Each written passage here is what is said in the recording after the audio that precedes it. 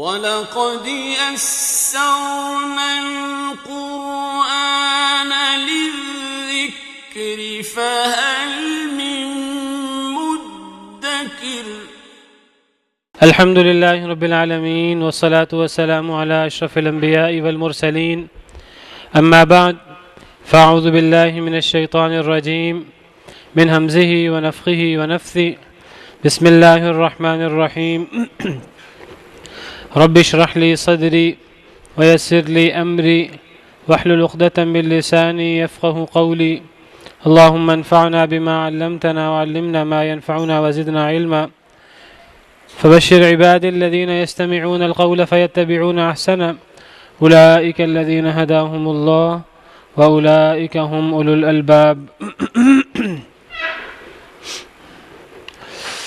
چلیں جی پھر نیا سبق شروع کرتے ہیں.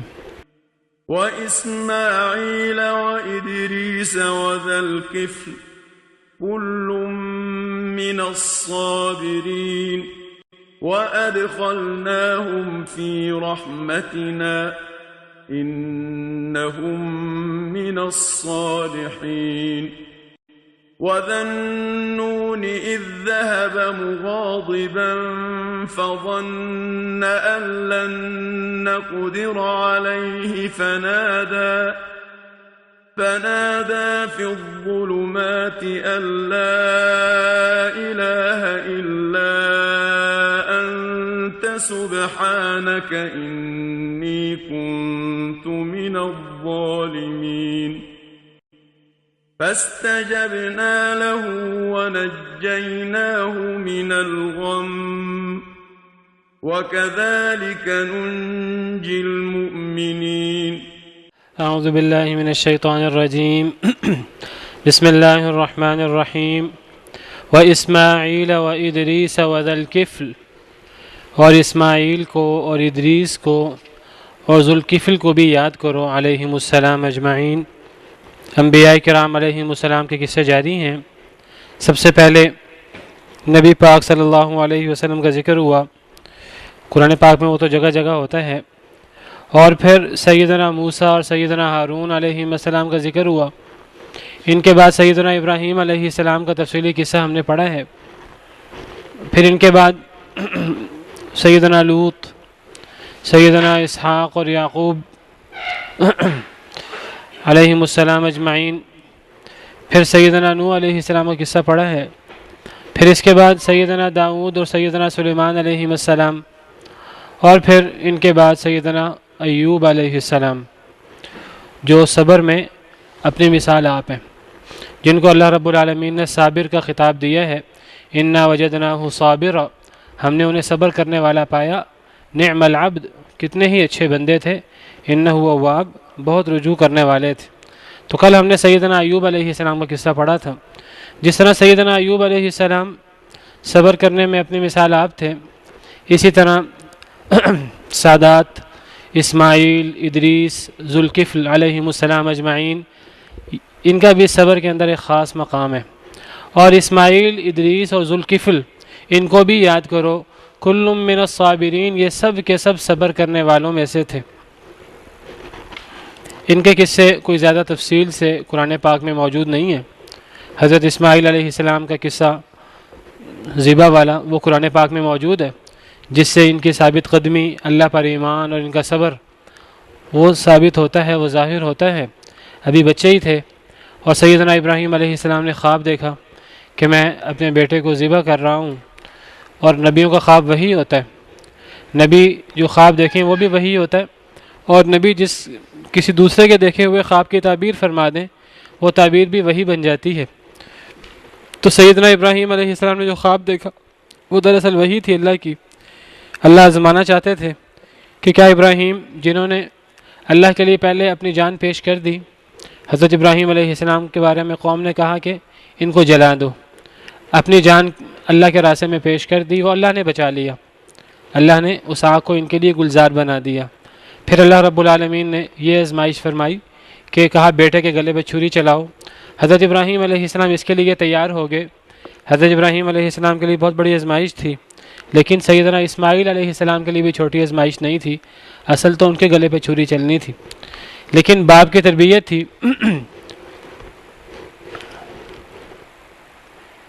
حضرت ابراہیم علیہ السلام نے جب حضرت اسماعیل کے بارے میں خواب دیکھا اور اس خواب پر عمل کرنے کا ارادہ کیا تو پھر اپنے بیٹے سے مشورہ کیا، اپنے بیٹے سے ذکر کیا. یہ نہیں کہ بتائے بغیر اچانک بیٹے کے گلے پہ چھری پھیر دیں سوئے سوئے، نہیں، بیٹے کی تربیت کی تھی تو بیٹے سے یہ سارا معاملہ ڈسکس کیا اور بیٹے سے مشورہ کیا. سورہ صاد میں یہ قصہ موجود ہے. حضرت ابراہیم علیہ السلام نے بیٹے سے کہا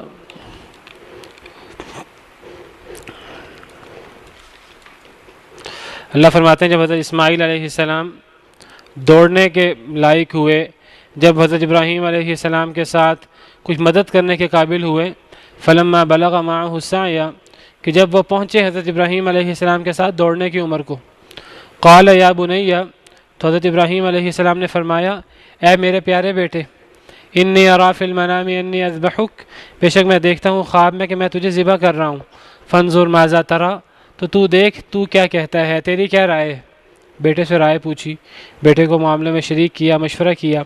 قال، تو بیٹے حضرت ابراہیم علیہ السلام نے حضرت اسماعیل کی تربیت کی تھی. یہ فیضان نظر تھا کہ مکتب کی کرامت تھی، سکھائے کس نے اسماعیل کو آداب فرزندی. تو حضرت اسماعیل فرمانے لگے یا ابت، یا پیارے ابا جان، افعل ما تؤمر، جو آپ کو حکم دیا گیا ہے وہ کر گزرے.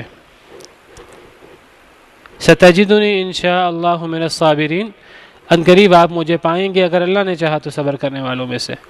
میں صبر کروں گا، ثابت قدم رہوں گا، لیکن اس صبر اور ثابت قدمی کی نسبت بھی اپنی طرف نہیں کی. تربیت دیکھیے والد کی، اس کی نسبت بھی اللہ رب العالمین کی طرف کی ہے. اگر اللہ نے چاہا، بیٹا ٹھیک ہے، مجھ سمجھ آ گئے، جاؤ چلو ٹھیک ہے، شاباش، ابھی چلے جاؤ. تو کہنے لگے کہ اے ابا جان، آپ مجھے صبر کرنے والوں میں سے پائیں گے اگر اللہ نے چاہا تو، اللہ کی مدد ہوئی تو میں صبر کرنے والا ہوں گا. ان کو پورا ان کا یقین تھا کہ صبر کریں گے، لیکن نسبت اللہ کی طرف کی، کیا پتہ عین موقع پہ مشکل ہو جائے، تو اپنے اوپر اعتماد نہیں کیا، اللہ رب العالمین کی مشیت پر رکھا.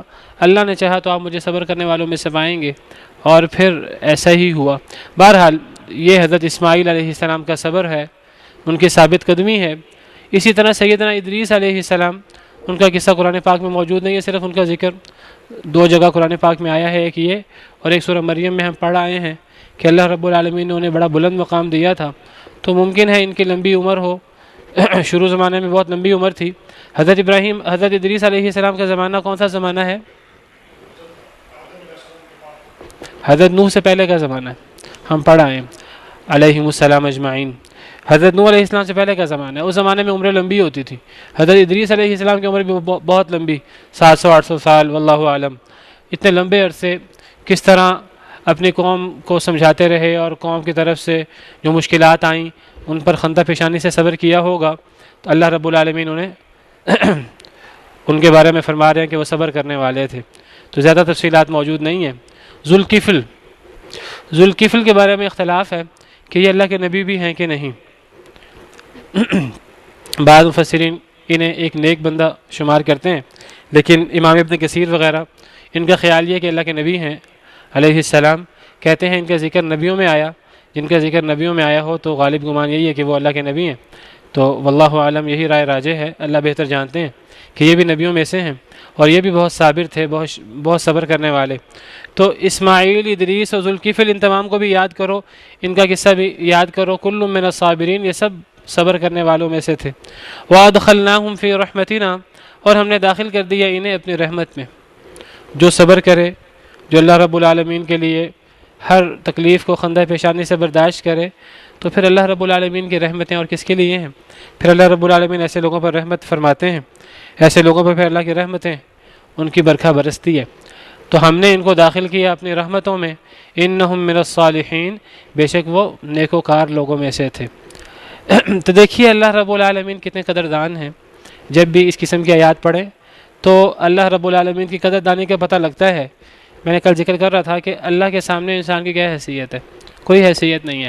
لیکن جب کوئی اللہ رب العالمین کے لیے کوئی کچھ کرتا ہے، پھر دیکھیے اللہ رب العالمین پھر اس کا تذکرہ کرتے ہیں، پھر اللہ رب العالمین اس کا ذکر کرتے ہیں، پھر اللہ رب العالمین اس کی شان لوگوں میں بیان کرتے ہیں، حالانکہ ان کا کیا تقابل ہے، کیا مقابلہ ہے اللہ کے سامنے کسی مخلوق کی۔ کوئی مخلوق کتنی بڑی ہو جائے، اللہ کے سامنے کیا مقام ہے، اس کا کوئی مقام نہیں ہے۔ لیکن اللہ رب العالمین جو ہیں وہ خود ان کا تذکرہ کریں اور وہ خود ان کی تعریف کریں تو اللہ رب العالمین جو ہیں وہ تعریف کر رہے ہیں اور فرما رہے ہیں کہ وہ نیک لوگوں میں سے تھے۔ ہم بعض دفعہ عام حالات کے اندر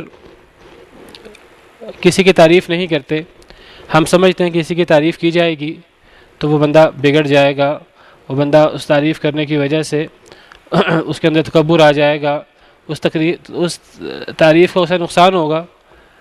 ایسا ہوتا ہے کہ کسی کے منہ پر اس کی تعریف کی جائے تو کئی دفعہ یہ تعریف اس کے لیے نقصان کا باعث بن جاتی ہے، وہ بندہ خود نمائی اور تکبر کا شکار ہو جاتا ہے۔ یہ ایک پہلو ہے، لیکن کسی کے منہ پر اس کی تعریف خوشامد کے انداز میں نہ کی جائے، خوشامد کرنا کسی کے منہ پر منع ہے۔ اس سے بہتر ہے کہ ایسے شخص کے منہ میں مٹی ڈال دی جائے جو کسی کے منہ پہ خوشامد کرے حدیث مبارکہ کے مطابق۔ لیکن جو کسی کی کوئی صحیح صفت ہے، کوئی اچھی صفت ہے، تو وہ اس کی عدم موجودگی میں یا اس کے سامنے خوشامد کے نقطہ نظر سے نہیں، ویسے اگر کسی کی تعریف کر دی جائے جس کے اندر کوئی خاص ایسی صفت ہو، اس میں کوئی ایسا حرج بھی نہیں ہے۔ اللہ رب العالمین نے تعریف فرمائی ہے قرآن پاک میں اپنے انبیاء کرام علیہم السلام کی، کسی کا کوئی وصف بیان کیا ہے، کسی کی کوئی صفت بیان کی، کسی کی کوئی شان بیان کی، اور صرف اللہ رب العالمین نے نہیں، اللہ رب العالمین نے اپنے بندوں کی نہیں، نبی پاک صلی اللہ علیہ وسلم نے بھی اپنے صحابہ کرام کے مناقب بیان کیے ہیں۔ ارحم امتی بامتی ابو بکر، میری امت میں سے میری امت پر سب سے زیادہ رحم کرنے والا ابو بکر۔ اور پھر جو حق و باطل میں فرق کرنے والے حضرت عمر، ان کا بھی تعریف فرمائی، حضرت عثمان کی حیا کی تعریف کی، حضرت علی کی بہترین دانائی کی، عقل مندی کی تعریف کی کہ بہترین فیصلہ کرنے والے ہیں۔ نبی پاک صلی اللہ علیہ وسلم نے بہت سارے صحابہ کرام کی تعریف فرمائی، بہت سارے صحابہ کرام کے مناقب بیان کیے۔ تو کسی کی کوئی جائز تعریف ہو اور اس سے خوشامد مقصود نہ ہو تو حوصلہ افزائی کے لیے تعریف بھی کرنی چاہیے، اس سے بھی حوصلہ ملتا ہے اور اس سے انسان میں کئی دفعہ جو ہے وہ مزید نیکی کرنے کا جذبہ بھی پیدا ہوتا ہے حوصلہ افزائی سے۔ وَذَا النُّونِ إِذ ذَهَبَ مُغَاضِبًا فَظَنَّ أَن لَّن نَّقْدِرَ عَلَيْهِ فَنَادَىٰ فِي الظُّلُمَاتِ أَن لَّا إِلَٰهَ إِلَّا أَنتَ سُبْحَانَكَ إِنِّي كُنتُ مِنَ الظَّالِمِينَ۔ اور مچھلی والے کو بھی یاد کرو۔ یہ مچھلی والے کون ہیں؟ سیدنا یونس علیہ السلام۔ سیدنا یونس علیہ السلام جن کا اصل نام یونس بن متہ ہے، اور انہیں ذُنُّون بھی کہا جاتا ہے، انہیں صاحب الحوت بھی کہا جاتا ہے۔ حوت بھی مچھلی کو کہتے ہیں اور نون بھی مچھلی کو کہتے ہیں، تو ذُنُّون مچھلی والے یا صاحب الحوت۔ وَاصْبِرْ لِحُكْمِ رَبِّكَ وَلَا تَكُنْ كَصَاحِبِ الْحُوتِ، اے نبی اپنے رب کے حکم کا انتظار کیجئے اور صاحب الحوت کی طرح نہ ہو جائیے، حضرت یونس کی طرح۔ حضرت یونس اللہ رب العالمین کے حکم کا انتظار کیے بغیر نکل گئے تھے۔ اے نبی آپ نے اللہ کے حکم کا انتظار کرنا ہے، آپ نے اللہ کے حکم کے انتظار کیے بغیر نہیں نکلنا۔ تو حضرت یونس علیہ السلام کو صاحب الحوت بھی قرار دیا گیا، ذُنُّون بھی قرار دیا گیا۔ وَذَنُّونِ اور مچھلی والے کو بھی یاد کرو، حضرت یونس علیہ السلام۔ اِذ ذَهَبَ مُغَاضِبًا، جب وہ نکل پڑے، مغاضباً غصے کی حالت میں۔ کس پر غصہ تھا؟ اپنی قوم پر۔ کیوں غصہ تھا؟ اللہ کے لیے، اللہ رب العالمین کے لیے غصہ تھا کہ میں ان کو سمجھا رہا ہوں اور اللہ رب العالمین کا پیغام پہنچا رہا ہوں اور یہ سمجھتے نہیں ہیں، اپنی اصلاح نہیں کرتے، تو ہر طرح سے واعظ کر کے دیکھ لیا، ہر طرح سے نصیحت کر کے دیکھ لی اور بتا دیا کہ اگر اللہ رب العالمین کے احکامات کو نہیں مانو گے، اگر مجھے اللہ کا نبی نہیں تسلیم کرو گے، اگر مجھ پر اترنے والی وحی کا انکار کرو گے تو پھر اللہ رب العالمین کی طرف سے عذاب آئے گا، یہ بھی بتا دیا۔ لیکن اب عذاب کب آنا ہے وہ تو اللہ رب العالمین کی طرف سے طے ہوتا ہے۔ اللہ رب العالمین نے پہلے سے ہی لکھ رکھا ہے کہ اللہ نے کتنی ڈھیل دینی ہے۔ تو ایک وقت ہوتا ہے جب اللہ کی طرف سے عذاب آنا ہوتا ہے، تو اس وقت وہ وقت آنے سے پہلے جب وہ وقت آتا ہے تو اللہ رب العالمین پھر اپنے انبیاء کو فرماتے ہیں کہ اب میرا عذاب آنے والا ہے، اب تم یہاں سے نکل جاؤ۔ جب اللہ کا حکم ہوتا ہے تو پھر وہ نبی اللہ کے حکم سے نکلتے ہیں، خود نہیں نکلتے۔ جس طرح ہم نے حضرت لوط علیہ السلام کے قصے میں پڑھا 12ویں پارے میں کہ جب ان کے پاس 3 مہمان آئے، 3 نوجوانوں کی شکل میں 3 فرشتے، تو قوم نے ان سے برائی کرنے کا ارادہ کیا اور حضرت لوط علیہ السلام نے اپنی قوم کو سمجھایا۔ تو بہرحال فرشتوں نے کہا کہ اے لوط، ہم نوجوان نہیں ہیں، ہم انسان نہیں ہیں، ہم تو فرشتے ہیں، ہم تو آپ کی قوم پر عذاب کے لیے آئے ہیں، تو اب آپ راتوں رات نکل جائیے۔ تو اللہ کی طرف سے اجازت اور حکم ہوتا ہے تو پھر نبی نکلتے ہیں۔ تو سیدنا یونس علیہ السلام اللہ کے حکم سے پہلے نکل کھڑے ہوئے، اللہ کی اجازت ملنے سے پہلے نکل کھڑے ہوئے۔ نکلے کیوں؟ قوم پر غصہ تھا کہ قوم ایمان ہی نہیں لا رہی، اور اب قوم پر اللہ کی طرف سے عذاب آئے گا، عذاب تو آنا تھا۔ جو ایمان نہ لائے، اللہ کی طرف سے سنت ہے، اللہ کا طریقہ ہے کہ ایسی قوم پر عذاب آتا ہے۔ قوم نہیں مانی، حضرت یونس علیہ السلام کی شدید محنت کے باوجود، دعوت پہنچانے کے باوجود، تو اب قوم پر غصہ تھا، بس ان سے یہ جلد بازی ہو گئی کہ اللہ کے حکم کا انتظار کیے بغیر غصے کی حالت میں نکل کھڑے ہوئے، کہنے لگے اب اس قوم پر اللہ کا عذاب آ جائے گا، تو اللہ کے حکم کا انتظار کرنے، اللہ کے حکم آنے سے پہلے نکل کھڑے ہوئے، یہ ان سے جلد بازی ہو گئی۔ تو اسی کا ذکر سورۃ القلم میں اللہ نے فرمایا ہے۔ میں صاحب الحوت کے بارے میں بات کر رہا تھا، تو اللہ نے فرمایا نبی کریم صلی اللہ علیہ وسلم کو وَاصْبِرْ لِحُكْمِ رَبِّكَ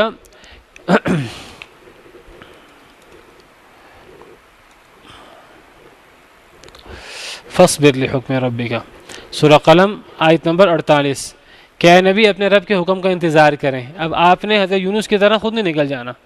ٹھیک ہے آپ کی قوم نافرمان ہے، آپ کی قوم نہیں مان رہی، اللہ کا عذاب اس کا ایک وقت مقرر ہے، جب اللہ کا عذاب آنا ہوگا تو اللہ آپ کو خود حکم دیں گے نکلنے کا، آپ نے خود نہیں نکلنا۔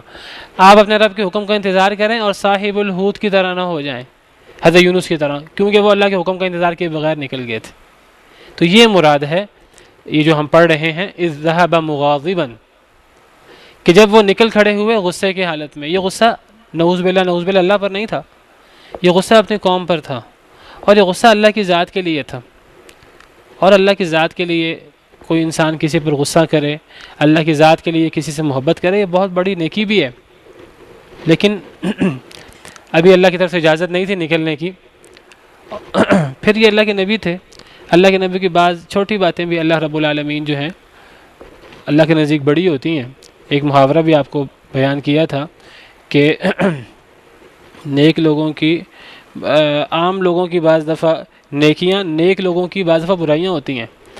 تو اللہ رب العالمین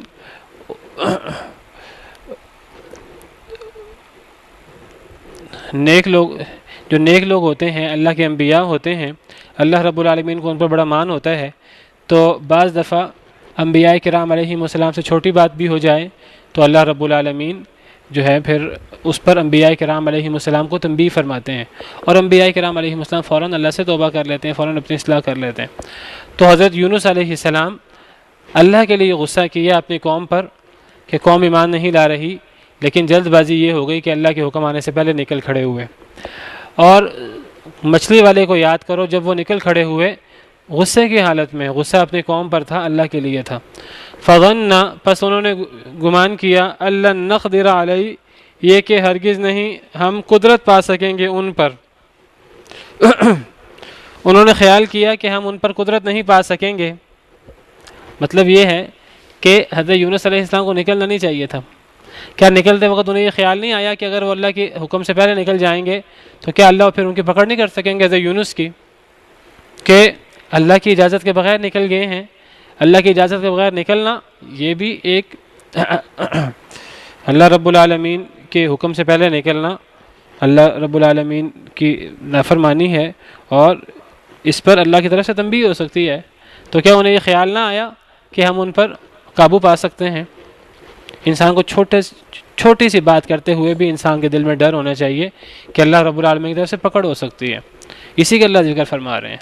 اور ذوالنون کو یاد کرو، جب وہ غصے کی حالت میں نکلے، انہوں نے گمان کیا ہم ان پر قدرت نہیں پا سکیں گے۔ تو ایسی کیفیت انسان کی ہو جاتی ہے۔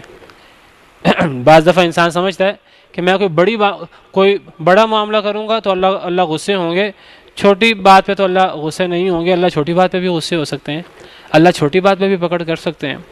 تو اللہ فرماتے ہیں انہوں نے خیال کیا کہ ہم ان پر قدرت نہیں پا سکیں گے، تو پھر اللہ رب العالمین نے تنبیہ فرمائی۔ اس تنبیہ کے یہاں ذکر نہیں ہے۔ پھر جو بھی ہوا، حضرت یونس علیہ السلام مچھلی کے پیٹ میں پہنچ گئے، فنادا فی الظلمات، پھر انہوں نے پکارا اندھیروں میں۔ اب درمیان کا قصہ یہاں موجود نہیں ہے کہ درمیان میں کیا ہوا۔ وعلیکم السلام ورحمۃ اللہ وبرکاتہ۔ جب وہ نکل کھڑے ہوئے اپنی قوم پر غصہ کرتے ہوئے، اور انہوں نے خیال کیا ہم ان پر قدرت نہیں پا سکیں گے، اب درمیان میں کیا ہوا وہ یہاں ذکر نہیں ہے، یہاں خلاصہ بیان کیا گیا ہے، یہ تفصیل دیگر آیات میں موجود ہے۔ پھر وہ مچھلی کے پیٹ پہ پہنچ گئے، مچھلی کے پیٹ سے پھر انہوں نے پکارا۔ کیا ہوا وہ تفصیل اللہ رب العالمین نے سورہ صافات میں بیان کی ہے۔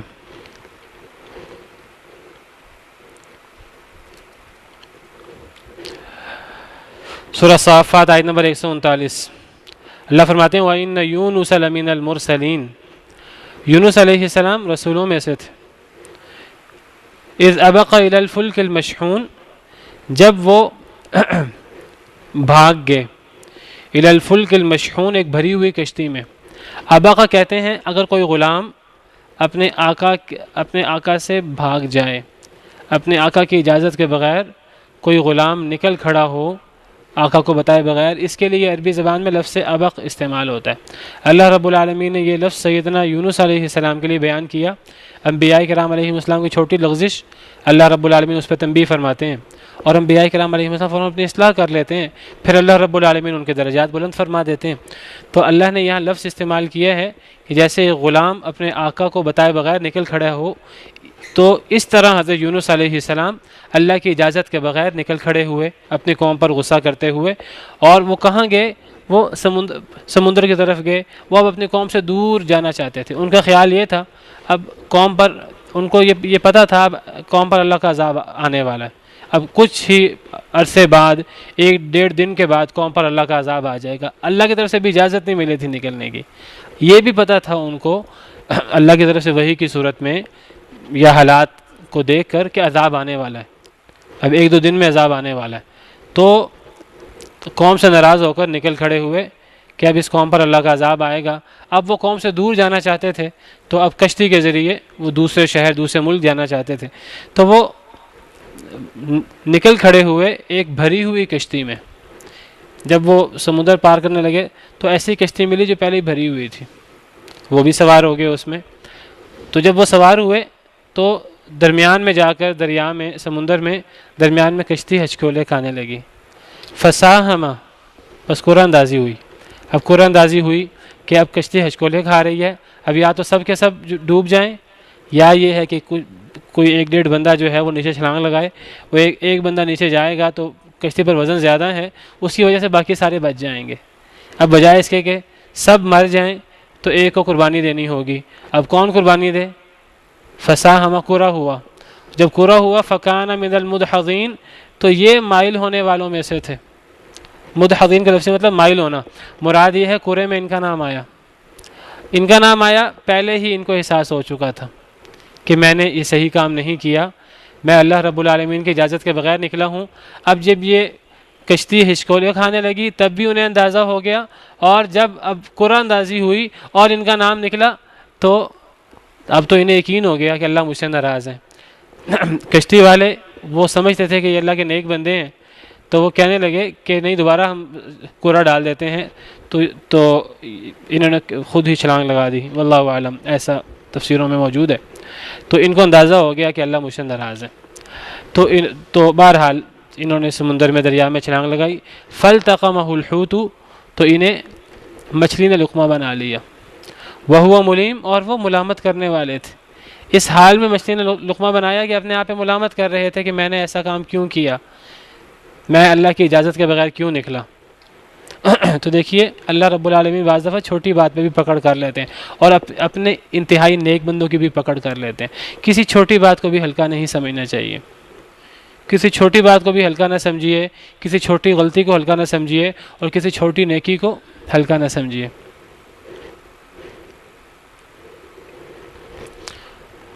اللہ رب العالمین فرماتے ہیں وَنَضَعُ الْمَوَازِينَ الْقِسْطَ لِيَوْمِ الْقِيَامَةِ فَلَا تُظْلَمُ نَفْسٌ شَيْئًا، ہم قیامت کے دن انصاف والے ترازو رکھ دیں گے۔ فَلَا تُظْلَمُ نَفْسٌ شَيْئًا، اس دن کسی نفس پہ ذرہ برابر بھی ظلم نہیں ہوگا۔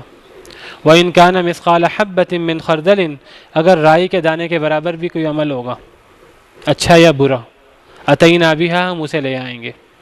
رائی کے دانے کے برابر بھی اچھا عمل، اس کو بھی حقیر نہیں سمجھنا چاہیے، اور رائی کے دانے کے برابر بھی اللہ کی نافرمانی ہوگی، اس کو بھی حقیر نہیں سمجھنا چاہیے۔ اللہ کی پکڑ اگر آ جائے تو اس کی پکڑ بھی آ جاتی ہے، اگر نہ پکڑ آئے تو ممکن ہے بہت بڑے گناہ کی بھی پکڑ نہ آئے، ڈھیل مل جائے، اور پکڑ آ جائے تو چھوٹی سی بات کی بھی پکڑ آ جائے۔ حضرت یونس علیہ السلام کی قوم پر عذاب کا فیصلہ ہو چکا تھا، حضرت یونس علیہ السلام کو پتہ تھا میری قوم پر عذاب آ رہا ہے۔ اب عذاب اب آیا کہ اب آیا، ابھی اللہ رب العالمین کی طرف سے ایگزیکٹ وقت مقرر نہیں کیا گیا تھا، یا وقت مقرر کر دیا تھا، حضرت یونس کو نکلنے کی اجازت نہیں ملی تھی۔ اللہ رب العالمین نے قرآن کریم میں فرمایا ہے کہ قوم یونس وہ واحد قوم ہے جس پر اللہ نے آیا ہوا عذاب ٹال دیا۔ اس قوم پر عذاب آ چکا تھا، سمجھیے عذاب آ کر ٹھہر چکا تھا، اب وہ ان کے اوپر برسنے والا تھا، لیکن انہوں نے اجتماعی توبہ کی۔ جب انہوں نے دیکھا، دیکھیے اللہ رب العالمین نے حضرت یونس علیہ السلام اللہ کی اجازت کے بغیر نکل کھڑے ہوئے، اس کا قوم پر بڑا اثر ہوا۔ اللہ رب العالمین کے فیصلے ہیں، اللہ رب العالمین نے ہدایت دینی تھی قوم کو، قوم پر بڑا اثر ہوا، قوم ساری خوفزدہ ہو گئی، کہنے لگے حضرت نبی کے بارے میں قوم کو ایک بات کا پتہ ہوتا ہے، نبی ہمارے بارے میں پرخلوص ہیں، نبی جو ہیں وہ حق پر ہیں، ہر قوم کو پتہ ہوتا ہے، ہٹ درمی سے نہیں مانتے۔ جب کسی کو سمجھ آ جائے ہر بندہ مان لیتا ہے۔ ہر نبی کے بارے میں قوم کو پتہ ہوتا ہے کہ یہ نبی ہمارے ساتھ مخلص ہیں اور یہ ہمیں صحیح بات بتا رہے ہیں۔ قریش مکہ بھی نبی پاک صلی اللہ علیہ وسلم کو حق پر سمجھتے تھے، وہ اور بات ہے کہ ہر دھرمی کی وجہ سے نہیں مانتے تھے۔ تو جیسے حضرت یونس علیہ السلام نکلے، پیچھے سے قوم والوں کو اللہ نے ہدایت دے دی، وہ کہنے لگے کہ یونس علیہ السلام ایسے نہیں نکلے، یہ واقعی اللہ کا عذاب آنے والا ہے۔ تو اللہ کے عذاب سے اتنے خوف زدہ ہوئے کہ سب کے سب نکلے، اجتماعی توبہ کی، میدان میں نکلے، اور میدان میں نکل کے سب نے اللہ کے حضور توبہ کی۔ تو اللہ رب العالمین نے اس اجتماعی توبہ کے نتیجے میں اس قوم پر آیا ہوا عذاب ٹال دیا۔ اس کا ذکر ہم پیچھے پڑھ آئے ہیں 11ویں پارے میں۔ اللہ رب العالمین فرماتے ہیں، شکوہ کے انداز میں اللہ فرماتے ہیں فَلَوْلَا كَانَتْ قَرْيَةٌ، سورہ یونس آیت نمبر 98، فَلَوْلَا كَانَتْ قَرْيَةٌ آمَنَتْ فَنَفَعَهَا إِيمَانُهَا إِلَّا قَوْمَ یونس، کوئی اور ایسی بستی کیوں نہیں ہوئی، کوئی ایسی بستی کیوں نہیں ہوئی جو ایمان لاتی، فَنَفَعَهَا إِيمَانُهَا، تو اس کو اس کا ایمان فائدہ دیتا۔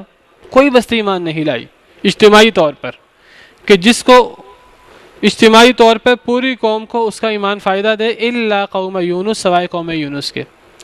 حضرت آدم علیہ السلام سے لے کر جب سے قوموں نے اللہ کی نافرمانی کی ہے، اس وقت سے کوئی ایک قوم بھی ایسی نہیں ہوئی کہ جو بحیثیت مجموعی انہوں نے توبہ کی ہو، ایمان لائی ہو وہ قوم، اور اس کو اس کے ایمان نے فائدہ دیا ہو، سوائے قوم یونس کے۔ یہ واحد مثال ہے ایک۔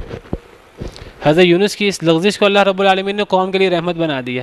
اللہ کے کام دیکھیے، لما آمنوا، جب وہ ایمان لے آئے، کشفنا عنہم عذاب الخزی فی الحیات الدنیا، ہم نے ان سے رسوائی کا عذاب ٹال دیا دنیا کی زندگی سے، دنیا کی زندگی میں ان پر عذاب آ چکا تھا، عذاب کا فیصلہ ہو چکا تھا، عذاب بالکل طے تھا۔ تو جب وہ ایمان لے آئے سب اکٹھے، تو ہم نے ان سے رسوائی کا عذاب ٹال دیا دنیا کی زندگی سے۔ ومتعناہم الی حین، اور ہم نے انہیں پھر ایک وقت مقررہ تک مہلت دی۔ عذاب ٹال دیا، لیکن عذاب ٹالنے کا مطلب یہ نہیں تھا کبھی موت بھی نہیں آئے گی، اب دنیا سے تو جانا ہی تھا۔ تو اللہ فرماتے ہیں عذاب ٹالنے کے بعد ہم نے انہیں ایک وقت مقررہ کے لیے مہلت دی، یعنی موت تک۔ موت تو پھر بھی آنی تھی بعد میں، اصل زندگی تو پھر آخرت کی ہوتی ہے۔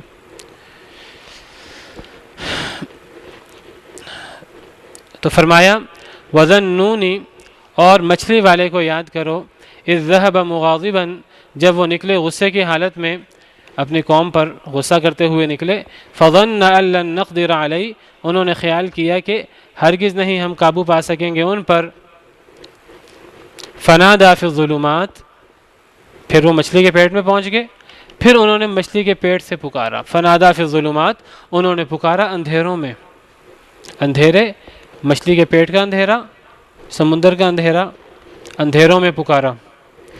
کہا جاتا ہے کہ 40 دن مچھلی کے پیٹ میں رہے، واللہ عالم۔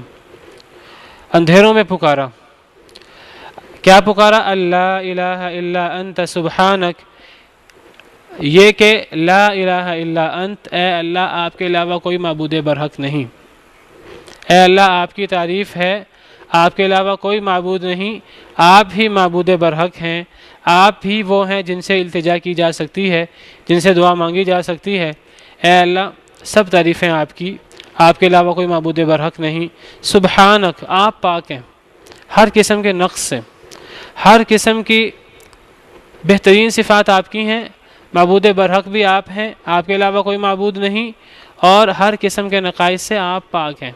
ہم جتنے بھی بلند مرتبہ پہ پہنچ جائیں، انسان، حضرت یونس علیہ السلام فرما رہے ہیں ہم سے غلطی ہو سکتی ہے، اللہ آپ ہر قسم کے نقص سے پاک ہیں، سبحانک، آپ پاک ہیں، انی کنت من الظالمین، بے شک میں ہی ظالم ہوں، مجھ سے ہی غلطی ہوئی، مجھ سے ہی زیادتی ہوئی۔ تو اللہ رب العالمین کو پکارا، اللہ رب العالمین کو اللہ کی عظیم صفات کا واسطہ دیا، اللہ رب العالمین کو ان کے معبود برحق ہونے کا واسطہ دیا، اور اللہ رب العالمین کو تمام قسم کے نقائص سے پاک صاف بیان کیا، اور اپنی عاجزی کا اظہار کیا۔ یہ ہے اصل دعا، یہ ہے دعا کا مغز، دعا کا خلاصہ۔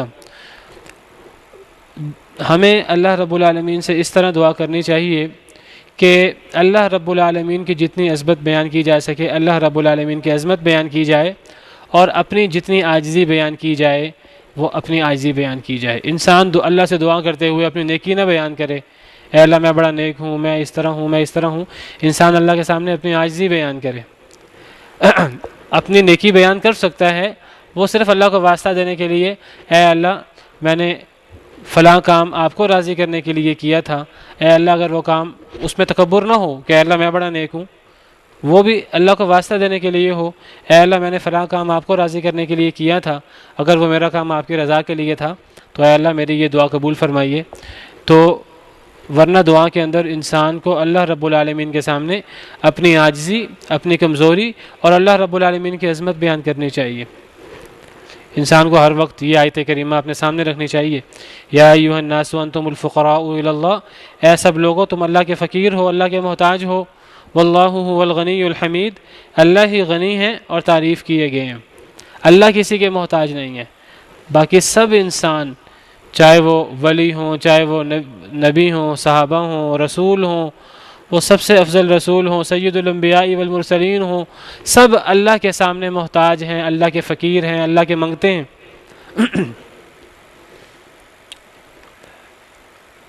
انسان کو اپنی دعا کے اندر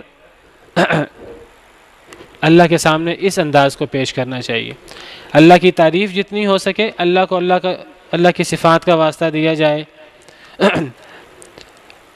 اللہ کی عظیم صفات بیان کی جائیں، اللہ کی عظمت بیان کی جائے، اور اپنی عاجزی اور اپنا نقص بیان کیا جائے، تو اللہ رب العالمین دعا قبول فرما لیتے ہیں۔ تو حضرت یونس علیہ السلام نے اللہ رب العالمین سے دعا کی، اللہ رب العالمین کی تعریف کی، اللہ رب العالمین کو نقائص سے پاک گردانا، سبحانک، اے اللہ آپ پاک ہیں، انی کنت من الظالمین، اے اللہ مجھ سے غلطی ہوئی، میں ہی ظالم ہوں۔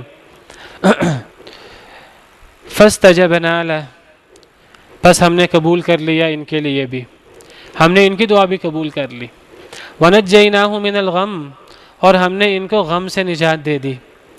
جو حضرت یونس علیہ السلام پر غم آیا، جو مصیبت آئی، جو تکلیف آئی، جو مچھلی کے پیٹ میں چلے گئے، اللہ رب العالمین نے اس سے نجات دے دی کہ مچھلی نے ان کو کنارے پہ آ کر اگل دیا، اور حضرت یونس علیہ السلام کی جان بچ گئی۔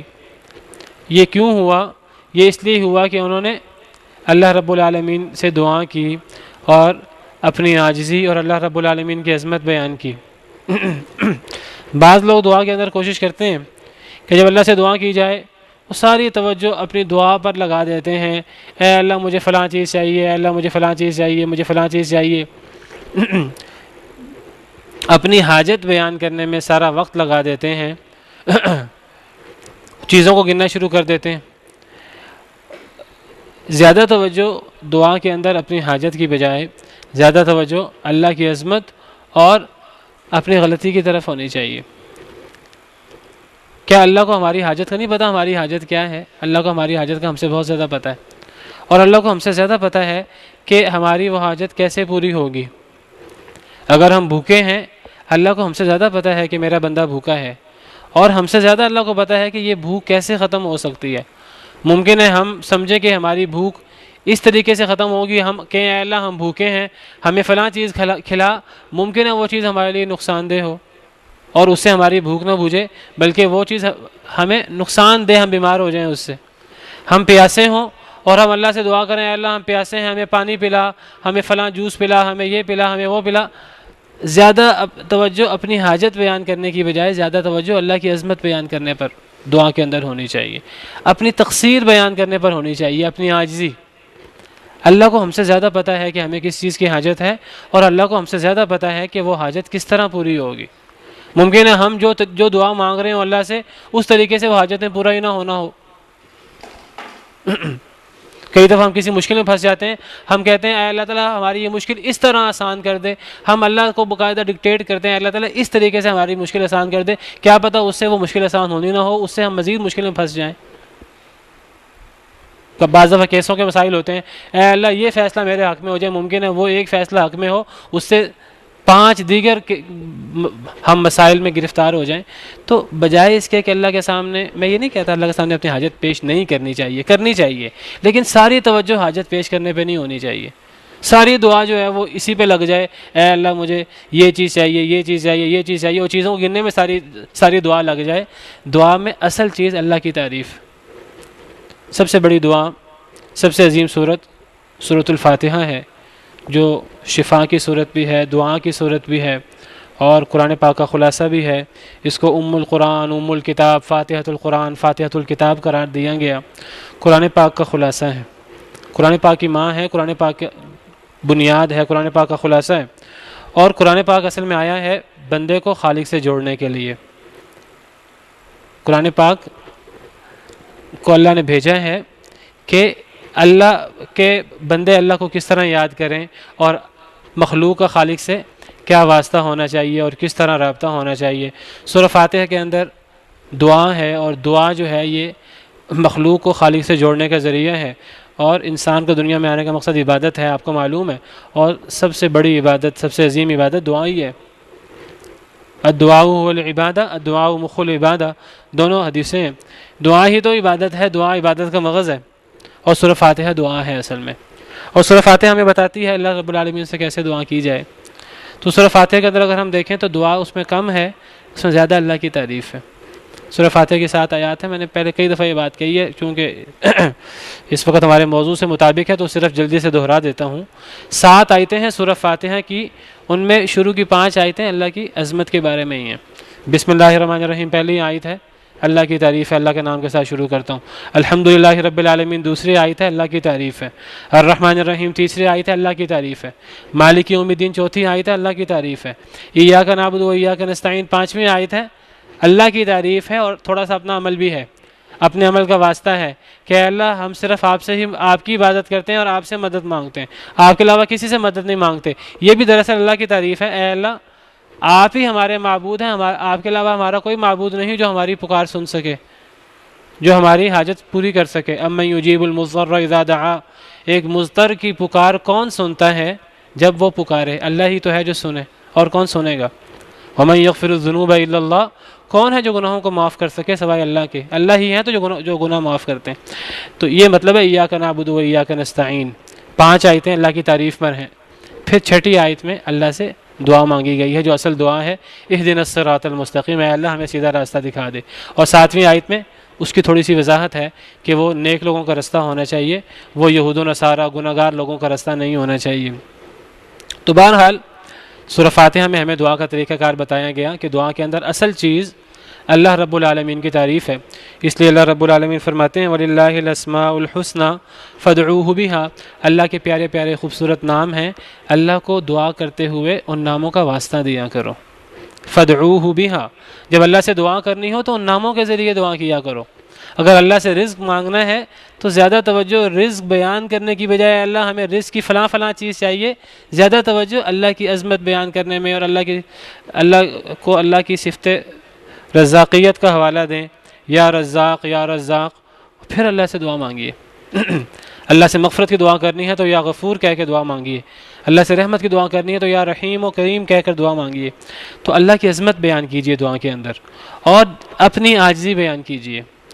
اے اللہ میں کمزور ہوں، اے اللہ میں خطا کار ہوں، اے اللہ میں ظالم ہوں۔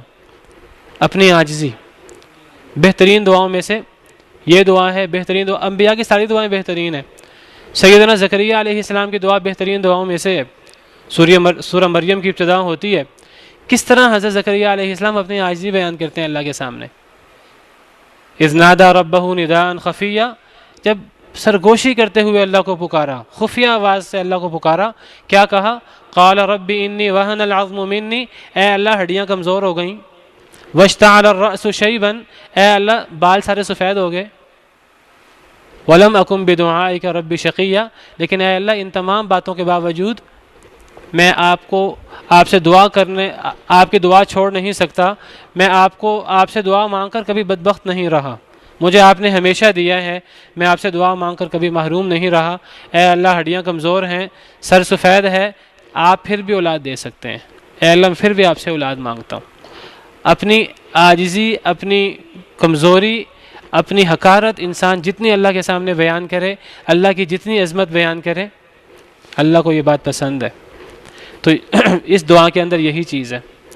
بلکہ آپ دیکھیے اس دعا کے اندر تو حضرت یونس علیہ السلام نے اپنی حاجت بھی بیان نہیں کی، یہ بیان ہی نہیں کیا اے اللہ میں مشکل میں پھنسا ہوا ہوں، اے اللہ میں مچھلی میں پھنسا ہوا ہوں، بڑی مشکل ہے، یہ بیان نہیں کیا۔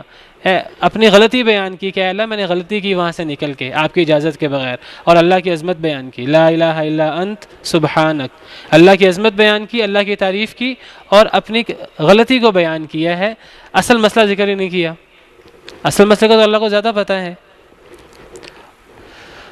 جن دعاؤں پر اللہ رب العالمین نے دعائیں فوری قبول کی ہیں، حضرت یونس کی دعا، دیگر انبیاء کرام علیہ السلام کی دعائیں، حضرت آدم علیہ السلام کی دعا، حضرت آدم علیہ السلام نے دعا کی اللہ نے قبول فرمائی، اس میں بھی یہی ذکر ہے، ربنا ظلمنا انفسنا وَإِن لَّمْ تَغْفِرْ لَنَا وَتَرْحَمْنَا لَنَكُونَنَّ مِنَ الْخَاسِرِينَ۔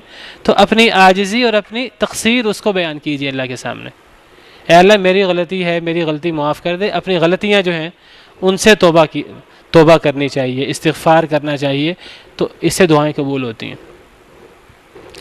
من لزم الاستغفار، جو بندہ استغفار کو لازم پکڑ لیتا ہے، جعل اللہ من کل ضیق مخرجا، اللہ ہر تنگی سے اس کو نکلنے کا راستہ دیتے ہیں، ومن کل ہم فرجا، اللہ اس کا ہر غم دور کر دیتے ہیں، وَيَرْزُقْهُ مِنْ حَيْثُ لَا يَحْتَسِبُ، اللہ اسے وہاں سے رزق دیتے ہیں جہاں سے اسے گمان بھی نہیں ہوتا۔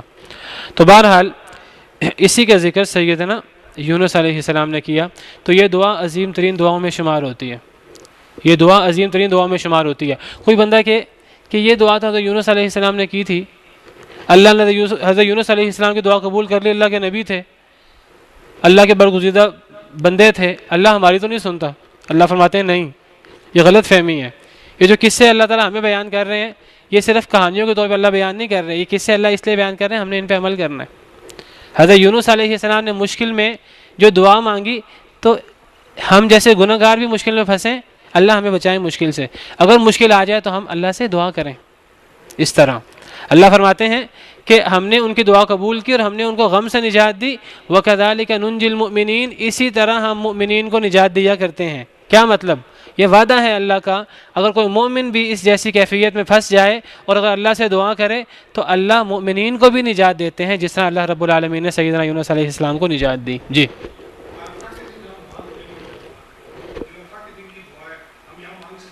بالکل مانگ سکتے ہیں۔ دیکھیے جس رب نے عرفہ کے دن حاجیوں کی دعا قبول کرنی ہے، اسی رب کو ہم نے پکارنا ہے۔ اگر ہم حج پہ نہیں جا سکے تو اگر ہم اتنے ہی خلوص سے اللہ کو پکاریں، کیا پتہ اللہ ہمارے لیے ہماری جگہ کو ہی عرفہ کا مقام بنا دے۔ تو کوئی یہ نہیں ہے کہ عرفہ والوں کا رب کوئی اور ہے، وہ ایک جگہ برکت جگہ ہے، جو لوگ محنت کر کے وہاں جاتے ہیں ان کا ایک مقام ہے۔ لیکن ممکن ہے کہ کوئی بندہ اللہ سے دعا کرے، اپنے گھر میں بیٹھے، اپنی چھوٹی سی کٹیا میں بیٹھے، اور اس کی دعا کے اندر اتنا خلوص ہو کہ اللہ رب العالمین اس کی دعا قبول کر لے، عرفہ والے کی دعا قبول نہ کرے۔ اللہ کی شان سے کوئی بعید نہیں ہے۔ تو اللہ کا وعدہ یہ ہے کہ یہ اللہ رب العالمین نے صرف یونس علیہ السلام کی دعا قبول نہیں کی۔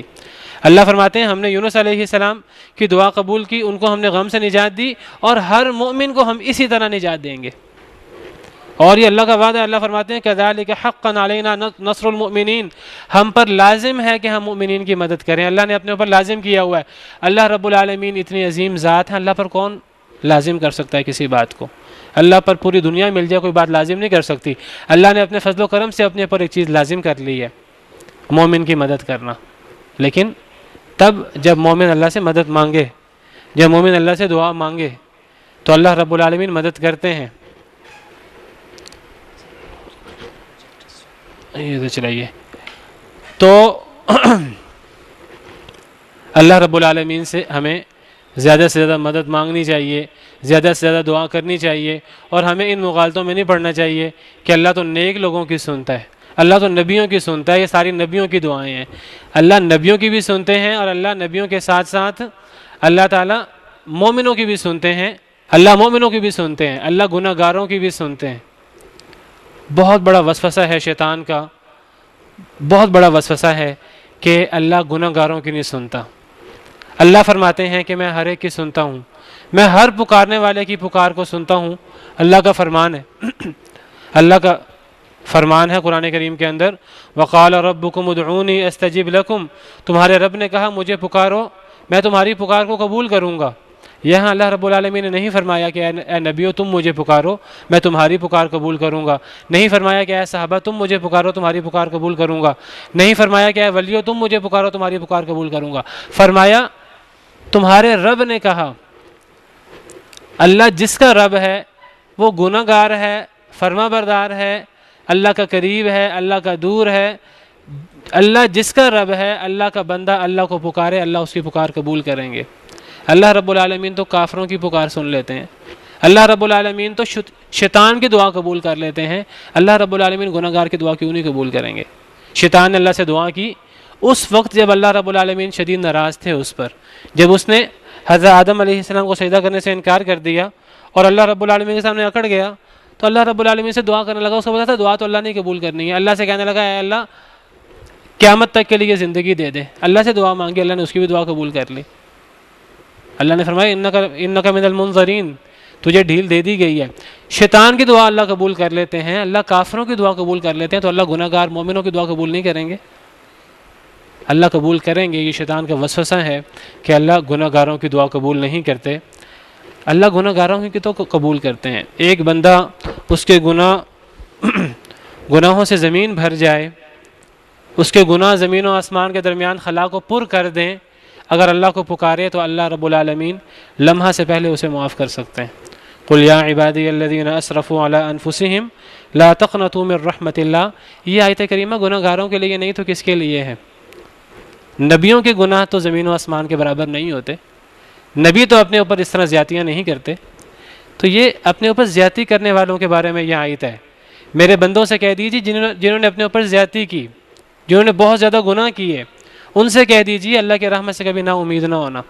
ان اللہ یغفر الذنوب جميعا، اللہ تو سارے ہی گناہ معاف کر دیتے ہیں، انہ هو الغفور الرحیم۔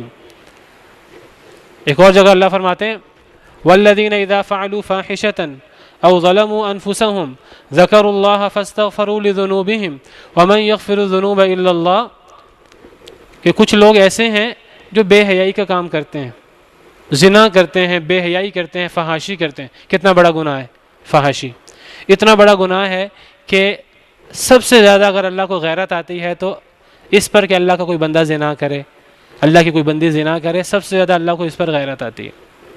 اللہ فرماتے ہیں اگر میرا کوئی بندہ زنا کرے، میرا کوئی بندہ بے حیائی کرے، فحاشی کرے، اپنے آپ پر کوئی اور بڑا ظلم کر بیٹھے، والذین اذا فعلوا فاحشۃ او ظلموا انفسهم ذکروا اللہ، پھر اللہ کا ذکر کرے، فاستغفروا لذنوبہم، اللہ سے اپنے گناہ کی معافی مانگے، اسی بے حیائی جو اس نے کی ہے اسی کی معافی مانگ لے، جو ظلم کیا ہے اللہ سے اس کی معافی مانگ لے، تو اللہ فرماتے ہیں وَمَن يَغْفِرُ الذُّنُوبَ إِلَّا اللَّهُ، گناہوں کو معاف کرنے والا ہے کون اللہ کے علاوہ؟ تو مجھے بتائیے کہ یہاں نبیوں کی بات تو نہیں ہو رہی، یہاں اولیاء کی بات تو نہیں ہو رہی، یہاں تو گناہ گاروں کی بات ہو رہی ہے۔ تو شیطان نے ہمارے دل میں یہ بات ڈالی، شیطان کا بہت بڑا وسوسہ ہے کہ اللہ گناہ گاروں کی نہیں سنتا، اللہ صرف نبیوں کی سنتا ہے، اللہ صرف نیک لوگوں کی سنتے ہیں، اللہ ہر ایک کی سنتے ہیں۔ وَإِذَا سَأَلَكَ عِبَادِي عَنِّي فَإِنِّي قَرِيب، اے میرے حبیب صلی اللہ علیہ وسلم، جب میرے بندے میرے بارے میں آپ سے سوال کریں کہ اللہ عرش کے اوپر ہیں، کیا اللہ ہماری پکار سنتے ہیں کہ نہیں سنتے، تو جب میرے بندے میرے بارے میں آپ سے پوچھیں فَإِنِّي قَرِيب، تو آپ بتا دیجئے کہ میں قریب ہوں، اجیب دعوت الداعی اذا دعان، میں پکارنے والے کی پکار کو قبول کرتا ہوں، وہ مجھے جب بھی پکارے۔ کوئی شرط نہیں ہے کہ وہ بہت بڑا نیک ہونا چاہیے، بڑا اللہ کا ولی ہونا چاہیے، بڑا میرا قریبی ہونا چاہیے تو میں سنوں گا۔ فرمایا مجھے پکارنے والا مجھے جب بھی پکارے میں اس کی پکار قبول کرتا ہوں۔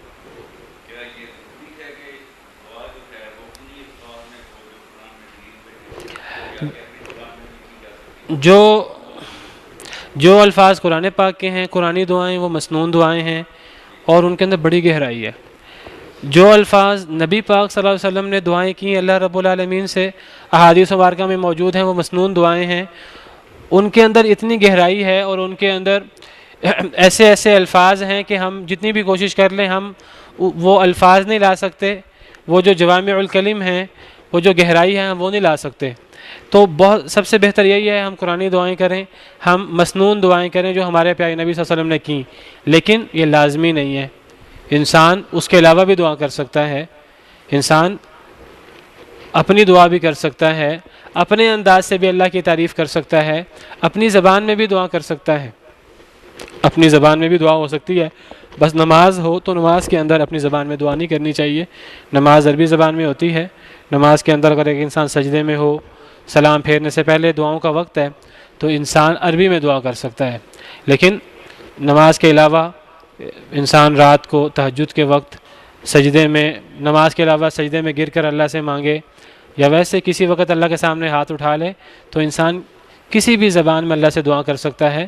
کوئی ضروری نہیں ہے کہ ہم مسنون دعائیں کریں، لیکن مسنون دعائیں کرنے کی ایک اپنی فضیلت اور ایک اپنی اہمیت ہے۔ بالکل کرتے ہیں جی، بالکل کرتے ہیں۔ وہ نہ مانیں، وہ یہ مانتے ہیں ہمارا کوئی رب ہے، جو یہ مانتے ہیں اللہ سے دعا کرتے ہیں اللہ ان کی بھی پکار قبول کر لیتے ہیں۔ جی جی جی، ابو جہل نے خانہ کعبہ کا پردہ پکڑ کے دعا کی تھی اللہ سے، وَإِذْ قَالُوا اللَّهُمَّ إِنْ كَانَ هَذَا هُوَ الْحَقَّ مِنْ عِنْدِكَ فَأَمْطِرْ عَلَيْنَا حِجَارَةً مِنَ السَّمَاءِ أَوْ ائْتِنَا بِعَذَابٍ أَلِيمٍ۔ ابو جہل نے خانہ کعبہ کا پردہ پکڑ کے دعا کی تھی، کافر۔ جی دیکھیے اللہ تعالیٰ جو ہے وہ، دیکھیے جب کافر لوگ سمندر میں پھنستے ہیں، قرآن پاک میں کئی جگہ ذکر ہے، جب کافر لوگ سمندر کے اندر پھنس جاتے ہیں پھر اللہ کو پکارتے ہیں، دعوا اللہ مخلصین لہ الدین، اللہ کو پکارتے ہیں خالص اللہ کے لیے، خالص اللہ کو پکارتے ہیں، پھر معبودوں کو نہیں پکارتے۔ فلما نجاہم الی البر، پھر جب اللہ انہیں نجات دیتے ہیں ان کی دعا کے نتیجے میں اللہ ان کی بھی دعا قبول کرتے ہیں۔ اذا ہم یشرکون، پھر وہ دوبارہ شرک شروع کر دیتے ہیں۔ تو اللہ کافروں کی دعا بھی سنتے ہیں۔ تو گناہ گار شخص کو، ہم سب گناہ گار ہیں، تو یہ شیطانی وسوسے میں ہمیں نہیں آنا چاہیے اللہ ہماری نہیں سنتا، اللہ ہر ایک کی سنتے ہیں۔ اللہ گناہ گاروں کی بھی سنتے ہیں، بلکہ بعض اوقات تو گناہ گار اللہ کو پکارے تو اللہ کو زیادہ خوشی ہوتی ہے۔ حدیث مبارکہ کئی دفعہ میں بیان کر چکا ہوں آپ کے سامنے، ایک گناہ گار اللہ کو پکارے تو اللہ کو اتنی زیادہ خوشی ہوتی ہے، جیسے کوئی بندہ اگر وہ مرنے والا ہو اور اسے جو ہے وہ یہ خوشخبری مل جائے کہ ابھی تمہیں موت نہیں آ رہی، تو کتنا خوش ہوگا۔ تو اللہ کو اس سے زیادہ خوشی ہوتی ہے کہ اگر اللہ کا گناہ گار بندہ اللہ کو پکارے، اگر وہ اللہ کی طرف رجوع کرے۔ تو اللہ کا وعدہ ہے کہ اللہ جس طرح نبیوں کی سنتے ہیں اس طرح اللہ مومنوں کی بھی سنتے ہیں، اس طرح اللہ مومنوں کو بھی نجات دیتے ہیں۔ حدیث مبارکہ میں آتا ہے کہ جو شخص سیدنا یونس علیہ السلام کی یہ دعا کرے تو اللہ اس کی دعا ضرور قبول کریں گے۔ حدیث مبارکہ ہے، صحیح حدیث مبارکہ، لا الہ الا انت سبحانک انی کنت من الظالمین، ان الفاظ کے ساتھ اللہ سے دعا کریں تو اللہ اس دعا کو ضرور سنیں گے۔ بس دعا کے آداب پورے ہونے چاہیے، یہ نہ ہو کہ انسان حرام کھاتا ہو پھر انسان کے میری دعائیں قبول نہیں ہو رہی، دعا کے آداب پورے ہونے چاہیے۔ وزکریہ، اور زکریہ علیہ السلام کو یاد کرو، اذ نادى ربہ، جب انہوں نے پکارا اپنے رب کو، کیا پکارا؟ ربی، اے میرے رب، لا تذرنی، نہ تو چھوڑ مجھے، فردن، اکیلا، اے اللہ مجھے اکیلا نہ چھوڑنا، وانت خیر الوارثین، اور آپ ہی بہترین وارث ہیں، اے اللہ مجھے اکیلا نہ چھوڑنا، اے اللہ مجھے وارث دے دے۔ حضرت زکریا علیہ السلام نے اللہ سے دعا کی، اولاد کی۔ یہاں ذکر ہے انہوں نے دعا کی رب لا تذرنی فردن وانت خیر الوارثین۔ دیگر آیات میں دیگر دعا کے صیغے بھی ہیں، کبھی یہ دعا کی ہوگی، کبھی کوئی اور دعا کی ہوگی۔ سورہ آل عمران میں ہے ہنالک دعا زکریا ربہ، جب حضرت مریم کے پاس حضرت زکریہ آئے، حضرت زکریہ حضرت مریم کے کفیل تھے، جب حضرت مریم کے پاس آئے تو دیکھا بے موسمی پھل موجود ہیں، کہنے لگے اے مریم یہ پھل کہاں سے آئے؟ حضرت مریم فرمانے لگیں کہ یہ اللہ کی طرف سے ہیں۔ تو حضرت زکریہ علیہ السلام نے جب دیکھا کہ اللہ رب العالمین حضرت مریم کو بے موسمی پھل دے رہے ہیں، ایسا پھل جو گرمیوں میں نہیں ہوتا وہ گرمیوں میں مل رہا ہے، ایسا پھل جو سردیوں میں نہیں ہوتا وہ سردیوں میں مل رہا ہے، تو فوراً ان کے ذہن میں یہ بات کلک کی کہ مجھے بھی تو بے موسمی پھل کی ضرورت ہے، اولاد جوانی میں ہوتی ہے، میں بوڑھا ہو چکا ہوں، اب اولاد کا موسم نہیں ہے۔ تو فوراً دل میں آیا کہ جب اللہ رب العالمین حضرت مریم کو بے موسمی پھل دے رہے ہیں تو مجھے کیوں نہیں دیں گے؟ اسی جگہ دعا کی اللہ سے۔ کیا الفاظ ہیں وہاں الفاظ یہ ہیں ہنالک دعا زکریا ربہ قال رب ہب لی من لدنک ذریۃ طیبہ، کہا اے میرے رب مجھے پاکیزہ اولاد دے دے، انک سمیع الدعاء، اے اللہ آپ ہی دعاؤں کو سننے والے ہیں۔ اللہ رب العالمین نے دعا قبول فرما لی۔ حجرے میں جا کے نوافل پڑھ رہے تھے اللہ کے حضور، تو اللہ رب العالمین نے نوافل پڑھتے پڑھتے فرشتوں کے ذریعے اللہ رب العالمین نے خوشخبری سنا دی۔ رب لا تذرنی فردا وانت خیر الوارثین، اولاد نہ ہو تو یہ دعا کرنی چاہیے، رب لا تذرنی فردا وانت خیر الوارثین، یا رب حب لی من لدنک ذریۃ طیبہ، یا حضرت ابراہیم علیہ السلام والی دعا کریں رب حب لی من الصالحین۔ ساری دعائیں بہت جامع ہیں، بہت جامع دعائیں ہیں۔ رب حب لی من الصالحین اتنی جامع دعا ہے کہ اس کے اندر اولاد کی دعا بھی ہے، اس کے اندر بیٹے کی دعا بھی ہے، اور اس کے اندر صالح کی دعا بھی ہے کہ بیٹا ہو تو وہ نیک ہو حضرت اسماعیل جیسا، اور اس کے اندر صحیح سالم ہونے کی دعا بھی ہے۔ صالح جسمانی اعتبار سے بھی صالح کو کہتے ہیں جو صحیح سالم ہو، اور دینی اعتبار سے بھی جو بڑا نیک ہو، اور من الصالحین ہے بھی مذکر کا صیغہ، بیٹے کی دعا ہے۔ تو ساری دعائیں بڑی جامع ہیں، تو بہتر یہ ہے کہ ہم مسنون دعائیں کریں۔ اگر ہمیں اولاد چاہیے اللہ سے تو ہم مسنون دعائیں کریں، باقی یہ نہیں ہے کہ اپنی زبان میں دعا ہو نہیں سکتی، اپنی زبان میں بھی دعا ہو سکتی ہے۔ ان آیات پہ ذرا غور کیجئے، یہ سورہ انبیاء ہے، اس سورت کے اندر اللہ رب العالمین نے انبیاء کرام علیہم السلام کا قصہ بیان فرمایا، اور ہر نبی کی دعائیں ذکر کی ہیں، کس طرح ہر نبی نے اللہ رب العالمین کے سامنے دعائیں کی، اور کس طرح اللہ رب العالمین نے ان کی دعائیں قبول فرمائیں۔ حضرت زکریا علیہ السلام کا آخر میں ذکر ہے، انہوں نے اللہ سے دعا کی۔ اس سے پہلے حضرت یونس کا ذکر ہے، انہوں نے اللہ سے دعا کی لا الہ الا انت سبحانک انی کنت من الظالمین۔ اس سے پہلے حضرت ایوب کا ذکر ہے، انہوں نے اللہ سے دعا کی ربی انی مسنی الضر وانت ارحم الراحمین، حضرت ایوب کی دعا ہے۔ اس سے پہلے حضرت داؤد، حضرت سلیمان علیہ السلام کا ذکر ہے، انہوں نے اللہ سے دعائیں کی۔ حضرت سلیمان علیہ السلام نے اللہ سے دعا کی رب اغفر لی وہب لی ملکا لا ينبغی لأحد من بعدی انک انت الوہاب۔ اس سے پہلے حضرت نوح علیہ السلام کا ذکر ہے، انہوں نے اللہ سے دعا کی وَنُوحًا إِذْ نَادَى مِن قَبْلُ، نوح علیہ السلام نے بھی اللہ سے دعا کی، اللہ نے ان کی بھی دعا قبول فرمائی اذان کے بعد۔ تو میں ذکر یہ کر رہا تھا کہ قرآن پاک میں انبیاء کرام علیہم السلام کی بہت ساری دعائیں موجود ہیں، اس صورت میں بھی انبیاء کرام علیہم السلام کی دعائیں موجود ہیں۔ ان دعاؤں پہ غور کر کے ہمیں اللہ سے دعا مانگنے کا طریقہ کار سیکھنا چاہیے کہ اللہ سے دعا کس طرح مانگنی چاہیے۔ لوگ کہتے ہیں کہ جی دنیا میں ہم نے جب کسی سے مانگنا ہو تو کوئی عہدے والا ہو تو ہمیں اس کو اپروچ کرنا پڑتا ہے، ہمیں کسی کا واسطہ کسی کا وسیلہ دینا پڑتا ہے. تو اللہ رب العالمین بھی بادشاہ ہیں، بادشاہوں کے بادشاہ ہیں، تو اللہ رب العالمین بھی ہماری نہیں سنتے. اگر اللہ رب العالمین کو سنانی ہے تو ہمیں کسی کا واسطہ ڈالنا ہوگا، کسی کا وسیلہ ڈالنا ہوگا. ولیعوذ باللہ. اللہ رب العالمین کو دنیا کے ناقص لوگوں پر قیاس کرتے ہیں. اللہ رب العالمین کو دنیا میں سفارشیں سننے والے جو غلط سفارشیں سنتے ہیں ان پر قیاس کرتے ہیں. کیا اللہ رب العالمین بھی اسی طرح سفارشیں سنتے ہیں؟ نعوذ باللہ من ذالک. اللہ فرماتے ہیں کہ مجھے پکارو میں تمہاری پکار قبول کروں گا. اللہ رب العالمین کو کسی واسطے کی کسی وسیلے کی ضرورت نہیں ہے.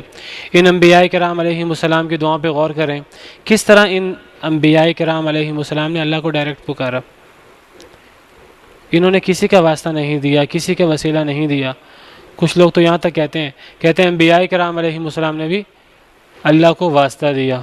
حضرت آدم علیہ السلام سے جب غلطی ہو گئی تو حضرت آدم علیہ السلام نے جب اللہ کے نبی صلی اللہ علیہ وسلم کو واسطہ دیا تو ان کی غلطی قبول ہوئی. قرآن پاک میں ایسا کہیں ذکر موجود نہیں ہے. قرآن پاک میں تو یہ ہے کہ فَتَلَقَّى آدَمُ مِن رَبِّهِ كَلِمَاتٍ فَتَابَ عَلَيْهِ. آدم علیہ السلام نے اپنے رب سے کلمات سیکھ لیے.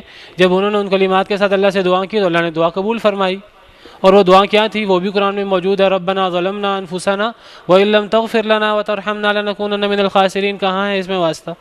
کوئی واسطہ نہیں ہے. سب انبیاء کرام علیہ السلام نے اللہ کو پکارا.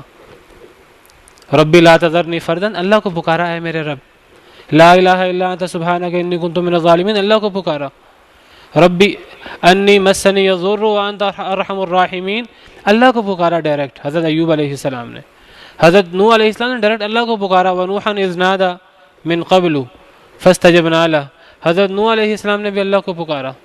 ہر نبی اللہ کو پکارتے تھے ڈائریکٹ اور درمیان میں واسطے نہیں ڈالتے تھے.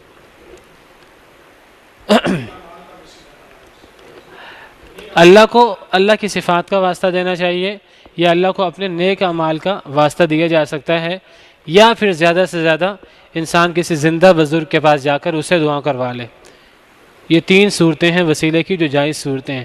اس کے علاوہ وسیلے کی کوئی صورت نہیں ہے. اللہ کو اللہ کی صفات کا واسطہ دیا جائے ان پہ بات ہو چکی ہے. اپنے نیک اعمال کا واسطہ دیا جائے اس پر بھی بات ہو چکی ہے اشارتاً. اور تیسری صورت وسیلے کی یہ ہے کہ کسی نیک بزرگ، نیک زندہ بزرگ، فوت شدہ نہیں، کسی نیک زندہ بزرگ کے پاس جا کر خود بھی دعا کی جائے اور اس سے بھی دعا کا تقاضا کیا جائے. قرآن پاک میں سورہ نساء میں اس کا ذکر موجود ہے. فرمایا وما ارسلنا من رسول الا لیطاع باذن اللہ، ہم نے کوئی بھی رسول بھیجا صرف اس لیے تاکہ اللہ کے حکم سے اس کی اطاعت کی جائے. ولو انہم ظلموا انفسہم، اگر لوگ اپنے آپ پہ ظلم کر بیٹھیں، جاؤک، پھر وہ آپ کے پاس آئیں، نبی کریم صلی اللہ علیہ وسلم کا ذکر ہے، پھر وہ آپ کے پاس آئیں، فاستغفروا اللہ، پھر وہ بھی اللہ سے اپنے گناہوں کی معافی مانگیں خود بھی، واستغفر لهم الرسول، اور رسول بھی ان کے لیے استغفار کریں، لوجدوا اللہ توابا رحیما، تو وہ اللہ کو توبہ قبول کرنے والا، رحم کرنے والا پائیں گے. ایک یہ صورت بھی ہے جو جائز صورت ہے کہ کسی نیک بزرگ کے پاس جایا جائے، نبی ہو تو نبی کے پاس، اگر نبی نہ ہو تو نیک بزرگ کے پاس خود بھی دعا کی جائے اور وہ بزرگ بھی دعا کریں تو اللہ انشاءاللہ دعا قبول کریں گے. تو کسی بزرگ کے پاس جا کر خود بھی دعا کریں، بزرگ سے بھی دعا کرائیں. بزرگ کی قبر پہ جا کے نہیں. بزرگ کی قبر پہ جائیں گے تو خود ہی دعا کر سکتے ہیں، بزرگ تو دعا نہیں کریں گے. اللہ نے فرمایا خود بھی دعا کرو اور بزرگ بھی دعا کریں. تو بزرگ صرف تب دعا کر سکتے ہیں جب وہ زندہ ہوں تو، ورنہ دعا نہیں کر سکتے. اور اس آیت کریمہ کی سب سے بہتر تشریح صحابہ کرام سمجھتے تھے. صحابہ کرام اس آیت کریمہ کی روشنی میں اپنی زندگی میں نبی پاک صلی اللہ علیہ وسلم کی خدمت میں تشریف لاتے، حاضر ہوتے، اور کوئی غلطی ہو جاتی تو وہ آپ صلی اللہ علیہ وسلم سے تقاضا کرتے کہ آپ ہمارے بارے میں اللہ سے دعا کریں. خود بھی دعا کرتے اور نبی بھی دعا کرتے، اللہ دعا قبول فرما لیتے. کبھی بارش نہ ہوتی تو صحابہ کرام آپ کی خدمت میں حاضر ہو جاتے، کہتے کہ اے اللہ کے نبی صلی اللہ علیہ وسلم دعا کیجئے. صحابہ کرام بھی دعا کرتے، اللہ کے نبی صلی اللہ علیہ وسلم بھی دعا کرتے، بارش ہو جاتی. لیکن جب نبی کریم صلی اللہ علیہ وسلم اللہ کے پاس تشریف لے گئے، جب فوت ہو گئے، جب وہ اپنے قبر میں موجود ہیں، اس کے بعد کسی صحابی سے ثابت نہیں کہ کوئی صحابی آپ کی قبر مبارک پہ گیا ہو اس آیت کریمہ پر عمل کرتے ہوئے، آپ کی قبر مبارک پہ گیا ہو اور اس نے قبر پہ جا کر آپ سے کہا ہو کہ آپ میرے لیے اللہ سے دعا کریں، کسی صحابی سے ثابت نہیں، بلکہ اس کے الٹ ثابت ہے۔ حضرت عمر رضی اللہ عنہ سے صحیح بخاری میں ثابت ہے کہ حضرت عمر رضی اللہ عنہ اپنے دور خلافت میں، صحیح بخاری کی روایت ہے، اپنے دور خلافت میں جب بارش نہ ہوتی حضرت عباس کے پاس آ جاتے، نبی کریم صلی اللہ علیہ وسلم کے چچا کے پاس، اور ان سے کہتے کہ اے عباس، آپ نبی کریم صلی اللہ علیہ وسلم کے چچا ہیں، آپ کا بڑا مقام ہے، آپ اہل بیت میں سے ہیں، جب نبی پاک صلی اللہ علیہ وسلم زندہ تھے بارش نہ ہوتی تو ہم آپ کی خدمت میں جاتے، خود بھی دعا کرتے، نبی بھی دعا کرتے، بارش ہو جایا کرتی۔ اب آپ نبی کے چچا ہیں، اب نبی موجود نہیں ہیں، تو اب ہم آپ کے پاس آئے ہیں، اب ہم بھی دعا کرتے ہیں، آپ بھی دعا کریں۔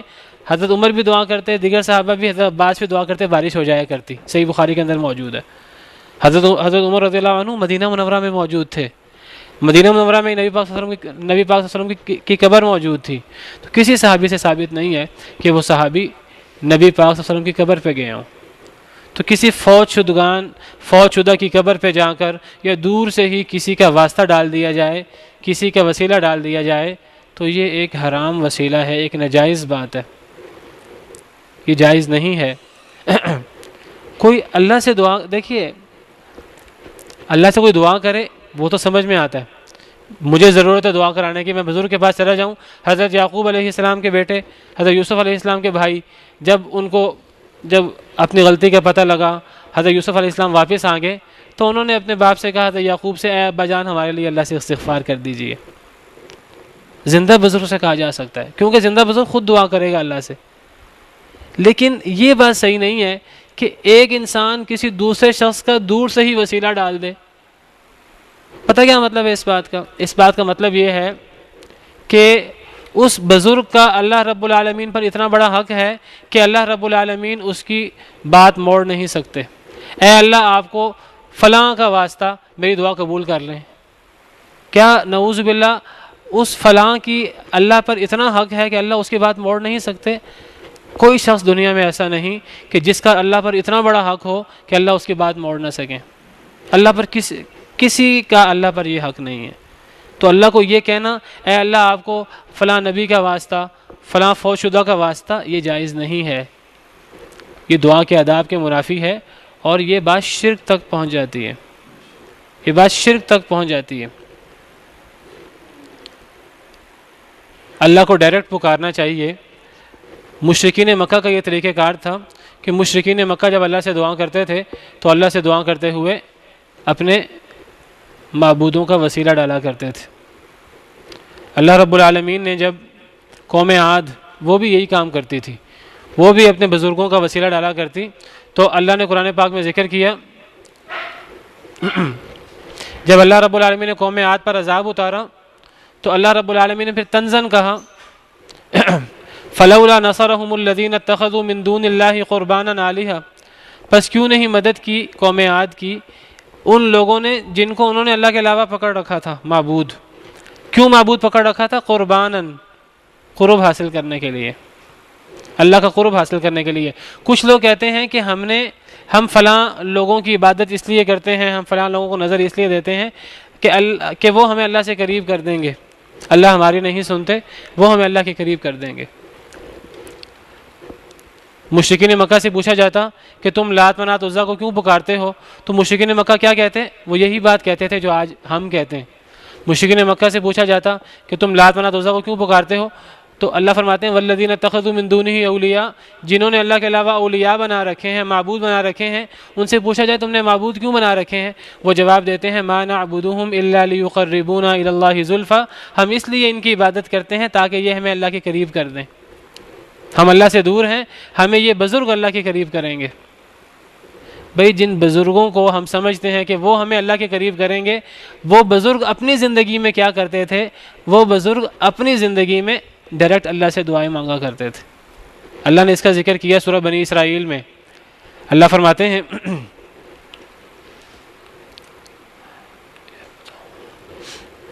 سورہ بنی اسرائیل میں اللہ فرماتے ہیں، آیت نمبر 57 ہے کہ جن لوگوں کو تم اللہ کے علاوہ پکارتے ہو، قل ادعوا الذین زعمتم من دونہ، کہہ دیجئے پکار لو ان لوگوں کو جنہیں تم اللہ کے علاوہ گمان کرتے ہو، فلا یملکون کشف الضر عنکم ولا تحویلا، وہ نہ تم سے دکھ دور کر سکتے ہیں نہ تکلیف کو تم سے دور کر سکتے ہیں. اولئک الذین یدعون یبتغون الی ربہم الوسیلۃ ایہم اقرب ویرجون رحمتہ ویخافون عذابہ، جن کو تم اپنے اور اللہ کے درمیان وسیلہ بناتے ہو، یہ لوگ جب زندہ تھے تو یہ لوگ اللہ رب العالمین سے ہی دعائیں کیا کرتے تھے. یہ نہیں تھا کہ ان کو دعاؤں کی ضرورت نہیں تھی، یہ بھی اللہ رب العالمین کے محتاج ہیں. جنہیں تم اللہ اور اپنے درمیان وسیلہ بناتے ہو یہ بھی اللہ کے محتاج تھے. اپنی زندگی میں یہ اللہ رب العالمین سے دعائیں کیا کرتے تھے اور اللہ رب العالمین کا قرب چاہتے تھے، اللہ رب العالمین کے رحمت کی امید کرتے تھے، اللہ رب العالمین کے عذاب سے ڈرتے تھے. تو بہرحال جس طرح ان انبیاء کرام علیہم السلام نے اللہ سے دعا کی اور اللہ نے ان تمام انبیاء کرام علیہم السلام کی دعا قبول کی، اور میں آپ کو بار بار بتاتا جا رہا ہوں کہ یہ اللہ صرف نبیوں کی دعائیں قبول نہیں کرتے، یہ دعا اللہ مومنوں کی بھی قبول کرتے ہیں. حضرت یونس کے قصے میں بھی ہم نے یہ بات پڑھی ہے، ہم نے حضرت ایوب کے قصے میں بھی یہ بات پڑھی ہے. رحمتا من عندنا وذکریٰ للعابدین، ہماری طرف سے رحمت تھی اور عبادت گزاروں کے لیے نصیحت تھی، جو قرآن پڑھنے والے ہیں ان کے لیے نصیحت ہے. تو ہمیں بھی اللہ رب العالمین سے نبیوں کی طرح ڈائریکٹ مانگنا چاہیے. وقت ختم ہو گیا ہے. سبحانک اللہم ربنا وبحمدک اشہد ان لا الہ الا انت استغفرک واتوب الیک.